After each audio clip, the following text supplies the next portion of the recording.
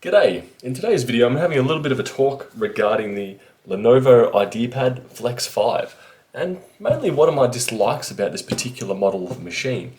There's been about 3 major issues with it, so it's almost a little bit of a long-term review. Granted, this isn't my personal machine, it's my wife's one, but basically whenever there's an issue I usually hear about it. So to begin with, the hinge. So we get to around about a certain angle, which I'll try and show for you guys, and we'll just drop shut. No, the colder weather has got it a bit stiffer, but the hinge itself has lost a bit of its strength. Granted, on wider angles it's perfectly fine, but when you get down to lower angles, about here and less, essentially that screen will just eventually just drop.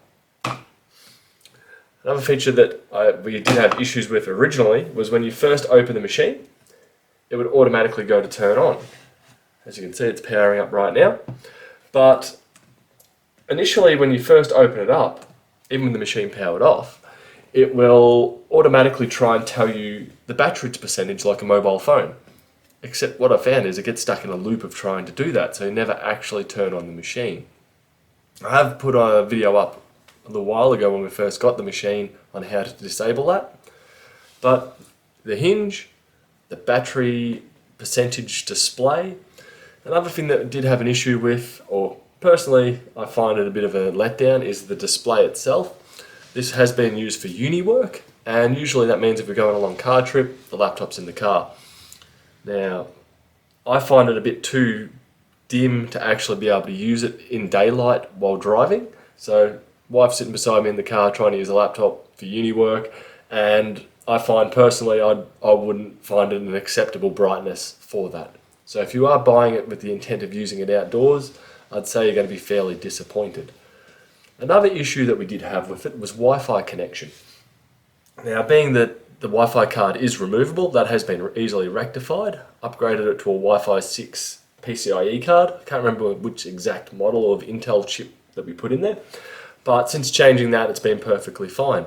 But what we found was that we were using, at home we've got a Google Nest Wi-Fi, and it would connect to it, but it wouldn't get internet access. And what we'd have to do to sort that out is go into Device Manager, uninstall the Wi-Fi card, tell it to find it again, and then from there it would connect up and get internet access. But that was happening about every second or third time we'd turn on the machine, which got to the point of being absolutely silly. So that was pretty straightforward to rectify. So once the new Wi-Fi card was installed, cost around about $60 Australian, took about 10 minutes of time to put in there. That's solved that Wi-Fi issue. But the biggest thing I see nowadays is just in the warmer months, right now it's in the middle of winter in Australia, the hinge itself would get to around here and just drop flat every time. So do be aware that the hinges may fail, the screen's a bit dim, the Wi-Fi card may have issues with your wireless router, and that battery percentage feature, which I think won't be there in the future.